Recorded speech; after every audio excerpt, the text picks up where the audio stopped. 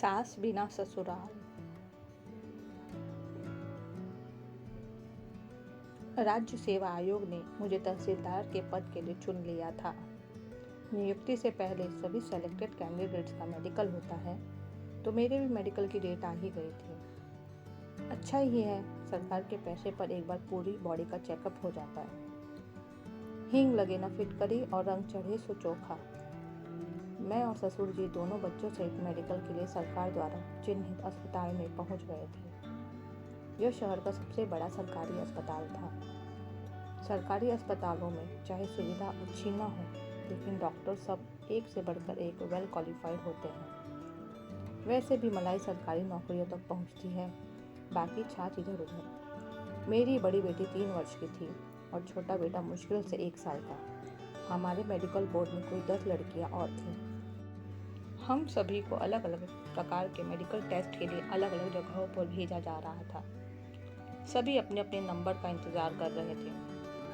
ससुर जी दोनों बच्चों को अच्छे से संभाल रहे थे। मैं बीच बीच में जाकर बच्चों को देख लेती थी। हम सब लड़कियां आपस में बातें कर रही थी, एक दूसरे का नाम और कहाँ से आई हैं, कौन सी सर्विस आवंटित हुई है आदि सवाल पूछे जा रहे थे। तभी एक लड़की ने कहा, पायल जी, बच्चे नाना से बहुत घुले मिले हुए हैं। आपके पापा बच्चों को कितने अच्छे से रख रहे हैं। आपने तैयारी मायके में ही रहकर की होगी। मेरे कुछ बोलने के पहले ही एक दूसरी लड़की तपाक से बोली, यह भी कोई पूछने की बात है? ससुराल में रहकर पढ़ाई होती है क्या भला? मैं अक्सर ही यह सवाल सुनती रहती हूँ। यह प्रश्न किसी न किसी रूप में मेरे सामने आता ही रहता है। इस प्रश्न को सुनकर मुझे अपनी किस्मत पर नाज हो उठता है। हो भी क्यों नहीं, शादी हुई थी तब मैं महज 18 साल की थी। 12वीं पास करते ही मेरी शादी कर दी गई थी।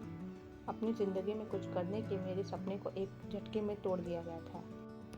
मेरे अध्यापकों को ही नहीं, मेरी मम्मी पापा को भी मुझसे बड़ी उम्मीदें थी, लेकिन किस्मत को कुछ और ही मंजूर था। पापा का बिजनेस ठीक ठाक था। हमारा अच्छा खाता पीता परिवार था। पापा को बिजनेस में बहुत बड़ा घाटा लगा। हमारे घर दुकान सब बिक गए। हम किराए के घर में रहने लगे।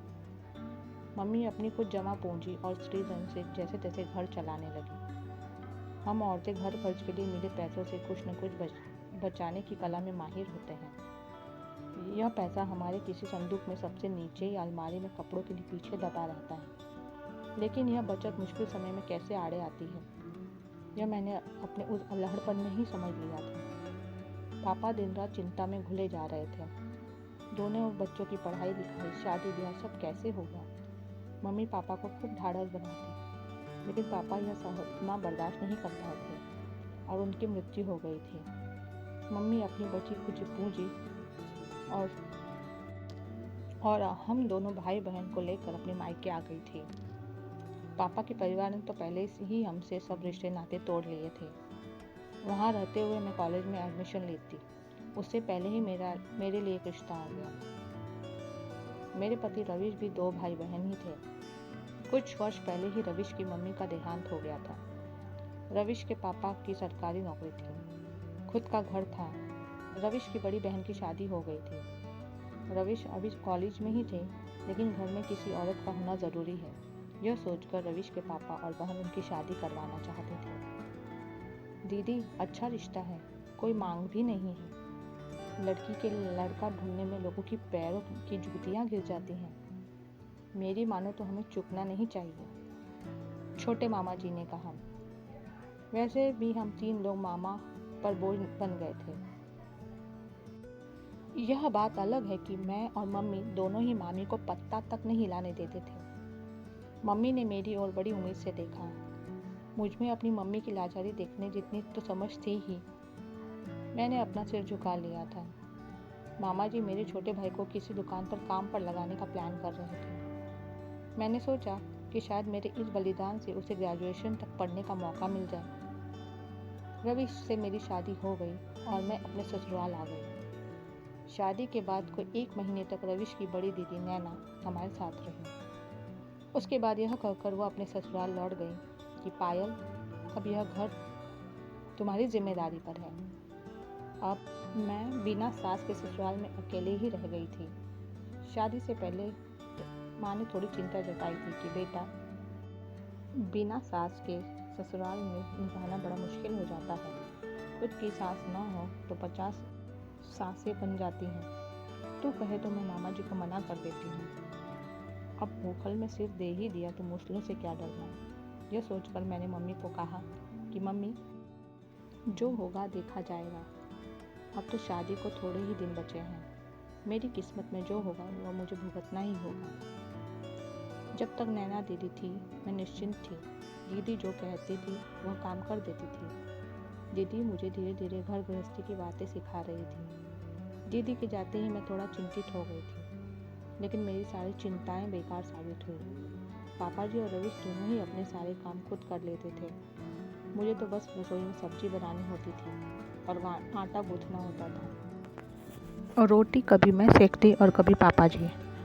पापा जी अपना और रवीश का टिफ़िन भी पैक कर देते थे। मेरे आने के बाद भी पापा जी ने मेड को नहीं हटाया था। झाड़ू पोछा बर्तन के लिए मेड ही आती थी। मैं डस्टिंग आदि कर लेती थी। जिंदगी मज़े से चल रही थी। मुझे अपना सास बिना ससुराल बड़ा रास आ रहा था। एक दिन छुट्टी वाले दिन पापा जी अपने ऑफिस का कुछ हिसाब किताब लेकर बैठे हुए थे। बहुत देर हो गई थी, लेकिन उनका हिसाब नहीं मिल रहा था। 3 बार उन्होंने अपनी चाय गर्म करवा ली थी। मैं और रवीश नाश्ते के लिए उनका इंतज़ार कर रहे थे। मैंने पापा जी से कहा कि पापा जी, मैं आपकी कुछ मदद कर दूं? पापा जी ने तुमसे नहीं हो पाएगा कहकर मुझे पकड़ा दिया। 10 मिनट में मैंने पापा जी की समस्या सुलझा दी। मैं साइंस मैथ्स की विद्यार्थी रही थी। वाह पायल बेटा, तुम तो बहुत होशियार हो। फिर पढ़ाई बीच में क्यों छोड़ दी? पापा जी ने कहा। वो पापा जी शादी हो गई इसीलिए छोड़नी पड़ी। मैंने दबी जुबान से कहा। फिर पढ़ना चाहोगी? पापा जी ने पूछा। मैंने सहमति में सिर हिला दिया था। अगले सत्र में पापा जी ने मेरा एडमिशन कॉलेज में करवा दिया था। उधर रवीश ने भी मैनेजमेंट में प्रवेश ले लिया था। पापा जी और रवीश ने मुझे पूरा सहयोग दिया। अक्सर पापा जी ही मुझे एग्ज़ाम दिलवाने जाते थे। तब अधिकांश लोग यही कहते थे कि आपके पापा आपके साथ आए हैं। मैनेजमेंट के बाद रवीश की नौकरी लगी, लेकिन शर्त थी कि रवीश को साल में 4 महीने दुबई में रहना होगा। ऑफ़र बहुत अच्छा था। मैंने रवीश को यह मौका न छोड़ने के लिए मना लिया था। मम्मी की निरीह आंखों ने मुझे पैसे का महत्व भी अच्छे से समझा दिया था। पापा जी और रवीश के सहयोग से मेरा ग्रेजुएशन पूरा हो गया था। इस बीच मैं माँ भी बन गई थी। मेरी डिलीवरी ससुराल में ही हुई और नैना दीदी ने सब संभाल लिया था। मुझे गर्भावस्था के दौरान भी पापा जी ने ज़रा सा कष्ट होने नहीं दिया था। पापा जी और रवीश ने मेरा पूरा ख्याल रखा था। पापा जी ने तो डाइटिशियन से डाइट चार्ट तक बनवा लिया था और उसी के अनुसार मुझे खाना पीना देते थे। उधर मेरे भाई का भी ग्रेजुएशन हो गया था। भाई की क्लर्क की नौकरी भी लग गई थी और भाई एवं मम्मी मामा जी का घर छोड़कर भाई की नौकरी वाले शहर में रहने आ गए थे। स्थितियाँ सुधरती जा रही थी। बेटी होने के बाद मैं बीएड करना चाहती थी, लेकिन पापा जी ने कहा, बेटा तू इतनी होशियार है, अफसर बन।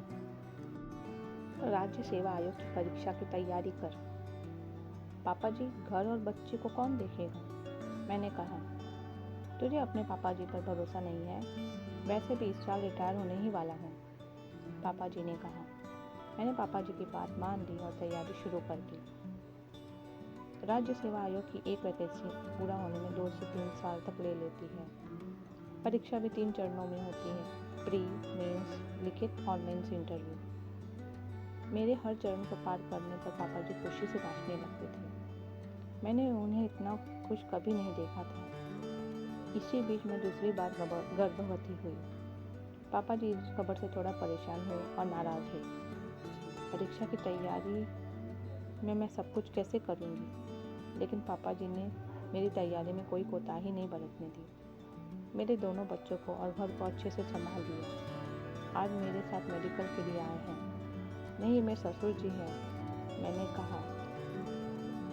मैंने अधिकांश लड़कियों की आंखों में पापा जी के लिए प्रशंसा और मेरे लिए ईर्ष्या देखी। कहानी पसंद आए तो लाइक, सब्सक्राइब और शेयर अवश्य करें। धन्यवाद।